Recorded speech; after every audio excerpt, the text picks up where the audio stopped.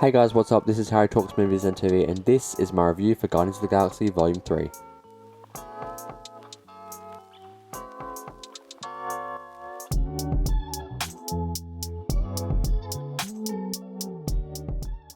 This review will contain spoilers for Guardians of the Galaxy Volume 3, so if you have not seen the movie, once you watch it, come back and watch this video because I'm going to be talking about it in all spoiler details. I'll not be leaving anything out. So, yeah, I got a chance to watch Guardians of the Galaxy Volume 3 today, and this is my review. I made a video about the first reactions. I said how excited I was for it, and I was very, very excited for it. James Gunn had not let me down. You know, the first two Guardians movies, I love them so much. The first one a little bit more than the second one, but I still do love that second one. The Suicide Squad's amazing, and so is Peacemaker, so I had high expectations going in. I really did, and most people were saying it was great, right? So, yeah, I went in to watch it, and coming out of it, I would say this is definitely in my top 5 MCU movies. It is. I cannot wait to see it again. I'm seeing it again tomorrow night, and I cannot wait. It's going to be incredible, and it was incredible. Again, this could be recency bias, right? But, like, I don't think it is. I genuinely don't think it is, because with Ant-Man and the Wasp: Quantumania coming out of it, I know I didn't like it. I didn't try to rationalize it. I didn't try to be like, oh, you know, it was good. I liked it. I didn't like it. I straight up knew that. You know, it's not terrible.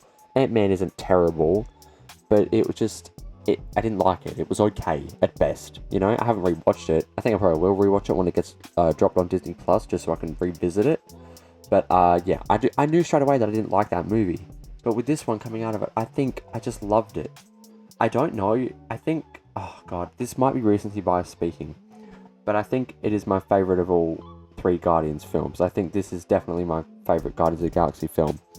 It had pretty much everything that you could have wanted. It was hilarious. It was so emotional. The action was absolutely incredible. Some of the best we've ever seen in the MCU. I mean, I'm going to talk about it a bit more later, but that hallway scene was just incredible. The one take, it was just amazing. And yeah, this movie had pretty much everything I was looking for. The villain was compelling as hell. I didn't feel bad for him at all. He's like one of the most disturbing and worst. And when I say worst villains, I don't mean like bad. I mean like evil. He's the most evil villain we've ever seen in the MCU. And I think a lot of that comes from because what he's doing is to animals. And obviously everybody's got a soft spot for animals. But he was deplorable, and I hate him. I hate him. I'm so glad that he got fucked up twice in this movie, and I was so happy to see it. It was really, really cool. All the acting in this movie was terrific. Chris Pratt continues to be amazing. You know, while he does have some problems, like outside of like, you know, in real life, and I don't mean problems. I mean, a lot of people just don't like him because of like the church he belongs to or something. I don't really get involved in that. I still like Chris Pratt, but I just think he is so tremendous in this role as Peter Quill. It's his best role. It just is. Yeah, he was so good. He was so emotional in this movie. I really felt him, and I love the character of Star-Lord. I really do. But this movie belongs to Rocket. I'm sorry. It just does. It's Bradley Cooper is like just doing voiceover. I'm not diminishing voiceover, but like, you know, there's no facial performances that we can see from Bradley Cooper, but he's just doing some tremendous voice work. It was, oh god, I gotta tell you, I teared up in this movie twice. I did, and like I don't really cry in movies, but this movie made me so emotional because I've been watching these characters for 10 years. They've been a part of like my childhood. The first movie came out when I was like, I think I was 9 when the first movie came out. So, and I watched it as soon as it came out. These movies have been a part of my childhood. And the Guardians of the Galaxy movies are something special in the MCU. They are something different. It is the best trilogy in the MCU. I'm sorry. Captain America is second. Those movies are great. They really, really are. But the Guardians of the Galaxy trilogy is the best trilogy in the MCU. These movies are so special. And I think what makes them so special is James Gunn. I really, really do. And these characters, the thing about it is these characters in this movie, they're all taken so seriously, right? I'm sick of, like, in Ant-Man, none of it was taken seriously. It all felt like a big joke. And I understand that's sort of Ant-Man's thing, but, like, it all just felt like a big joke. Like an SNL skit or something. But this, while it was still funny and hilarious at points, we were never, like, directly laughing, like, at the characters. I mean, we were, but, like, in a good way. Like, laughing at them because we love them, you know? And it still humanizes them. you still feel for them deeply, and you still laugh at them. It's just, oh god, I cannot sing the praises of James Gunn enough. He is so good, and I cannot wait for him to take over DC. I'm so sorry. His Superman movie is going to be incredible. Seeing this and seeing all the stuff he did, I believe in James Gunn. I really, really do. He has not let me down. God, this movie was so good. I've been thinking about it all day since I saw it. The music is top tier. It is brilliant. The comedy, that whole scene in the organic lab was so fucking funny, with Nathan Fillion talking about the stuff with his he's like, oh yeah, I've got one of those too, talking about the boss's nephew. At that, it was so funny, but it didn't feel stupid like some stuff does in the MCU, like Ant-Man. It felt real, it just, oh god, it was. I'm blabbering at this point, but it was just so funny. And also, one of my the funniest parts of this movie for me was when Gamora says, "Kill the guy that looks like a carrot. Show them we mean business." And then it pans to him, and it looks like a carrot. Me and the person I was with, just started bursting out laughing. It was so funny. So yeah, the only thing I would say about this movie is that this isn't even a criticism. This is just something I noticed. I feel like the whole marketing push was that someone, most likely Rocket, was gonna die. And this has all been said to be the Guardians' last movie, which it is. This is this iteration of the Guardians of the Galaxy's last movie. And you really do feel that throughout the whole thing. It feels very final. Something I did notice was that although the whole marketing push was that someone's going to die and this is the end, I feel like the movie, James Gunn and the people who made the film kept winking at us and teasing us, oh, is he going to die? Because almost every single member of the Guardians nearly died in this movie, except for Mantis and Gamora. Drax was shot, and there was a big slow motion thing in the organic laboratory, and we're like, oh my god, he's gonna die. Nebula was shot, she was throwing up oil or robotic fluid. I was like, oh my god, she's gonna die.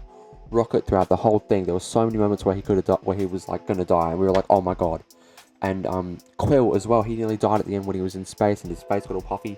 When his face was puffy, I was like, oh my god, he's dead. He's dead. They actually killed him. I can't believe it. But they didn't. But the whole time, every single one of those instances where it didn't actually happen, except for maybe Rocket, because Rocket's was really emotional throughout the entire film. That was sort of the plot of the film, was is he gonna die? But when it happened with Nebula and Drax and Quill, it felt like the filmmakers just winking at us, being like, oh my god, is he gonna die? Is he gonna die? But again, it's not a criticism, just something I noticed.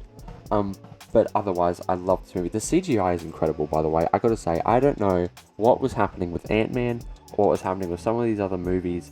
Even Black Panther, Wakanda Forever, had some not shocking, but some dodgy CGI in some bits. I didn't see one bit of CGI that took me out of the movie. All of it was brilliant, incredible stuff. Oh my god. And another part of this movie that I loved, well, this is probably the part that I love the most, was Rocket's whole backstory. We got it. We got his entire backstory. We met his friends. Oh god, his friends, man. That is the part where I teared up when Lila, they were finally free out the cage and she got shot and she just fell back, and Rocket was screaming. I got teary-eyed. I'm sorry, but I just did. It was so fucking emotional, and I felt so bad. And then when he turns around and sees that his other friends are dead, it is tragic, and it's fuck you, James Gunn. I'm sorry, man. I love James Gunn. But God damn it, that destroyed me. It destroyed me. It really, really did. It was, oh God, it was so intense and so sad. I just loved it. It was brilliant. Brilliant filmmaking. James Gunn is one of the best directors the MCU has ever had. I think they are. I think he is. He's the best director the MCU has ever had. They've got some great ones. The Russos, Ryan Coogler. They got some really great ones in there. But I think James Gunn is the best filmmaker they've had in the MCU. The action was incredible. The opening of this movie is so fucking badass. When, not the very, very opening where Rocket's walking through and it's all somber and sad and he sees Quill and they carry him out. Not that one. That was beautiful. But the action-packed opening with Adam Warlock just bursting through, and that epic fight scene. I don't think anyone in the MCU does action as good as Gunn does. He does such long takes, and that's what makes it awesome. And his camera work, he moves the camera like no one else. I don't know what he does, but he does it so well. He is so amazing at his camera work, and the cinematographers as well. Hats off to them. It was brilliant in this movie. That whole opening scene where Warlock came in and Nebula was fighting him, and he tried to grab Rocket. And that part where Drax came in, and like everybody had their moment in this movie. Everybody had their moment. That part where Drax came in and like got him off Nebula. I think he was like he hit Nebula, and then Drax came in and sort of saved her a little bit. And then he just started going to town on him, throwing him through walls. It was so fucking cool to see Drax be like a badass, because he's been a little bit nerfed in the previous movies, but this was incredible to see. Also, the stuff with Nebula fighting Warlock at the start of the movie with her wings, and those wings were so cool. I really wish we saw more of them in the film. Her wings and her arm cannon, it was just beautiful.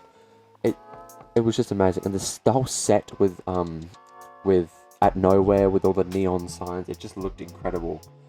Adam Warlock was a little bit underutilized, but he was still great for what we got him in. I thought Will Poulter was really, really good, and I'm so excited to see more of him.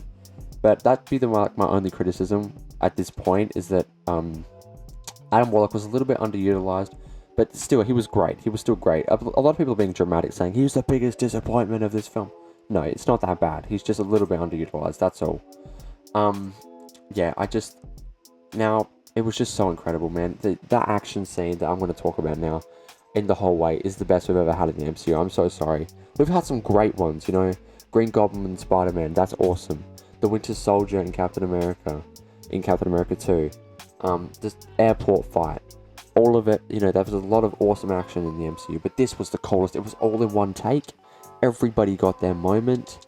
It was so cool. The CGI was amazing. It was such a good payoff, and it was all scored to No Sleep Till Brooklyn, which was so fucking cool, man. It was so fucking badass and cool. I loved it. Mantis in this movie was great. I've got to talk about her. She was amazing. I loved seeing her with the Obelisk. Is that what they're called? They were fighting at the start of the Guardians 2.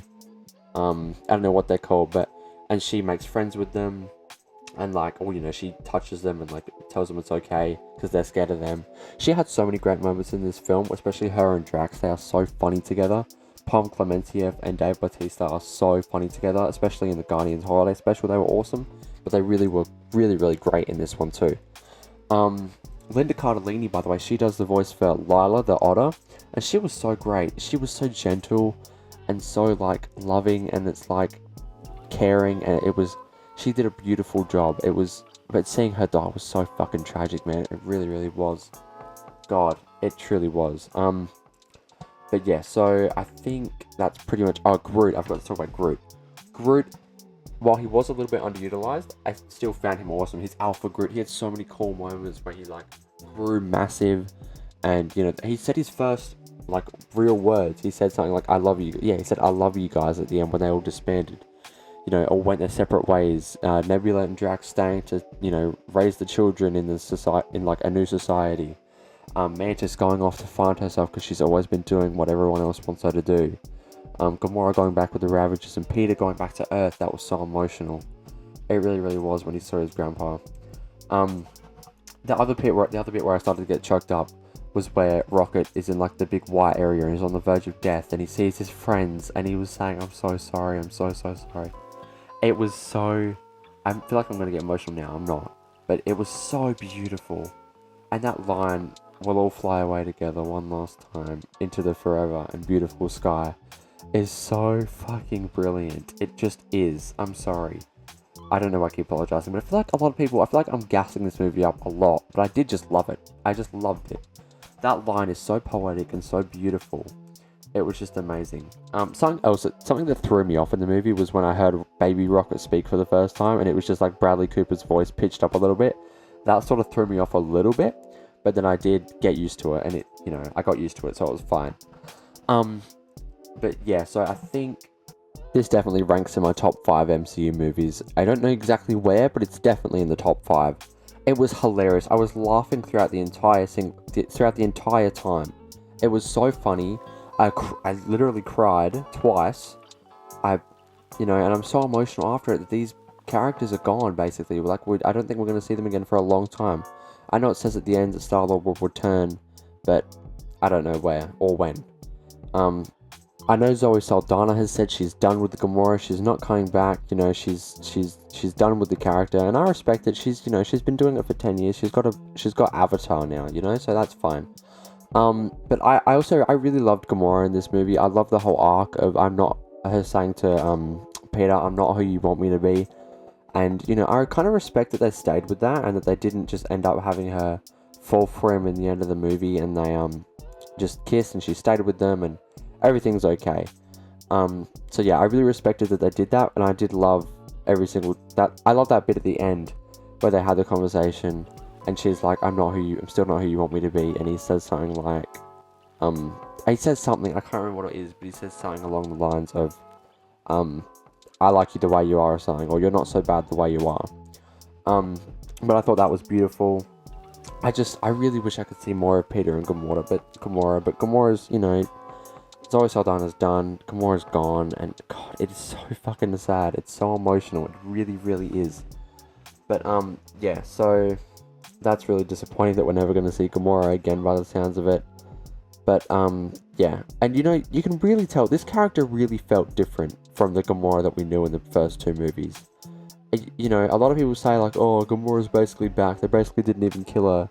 But no, this is a different character. This is 100% different, and you felt Gamora's like absence in this movie, the way they're talking about her all the time, the way Peter's talking about her all the time. You felt it, you know, and I you know, it was just sad. It was sad, but it was, you know, it was great. It was brilliant. I loved it. So yeah, this movie is just incredible. It's just incredible. It's a brilliant piece of filmmaking, but I'm going to stop rambling about it now because I've been going on about it for nearly 20 minutes. So yeah, I really love this movie.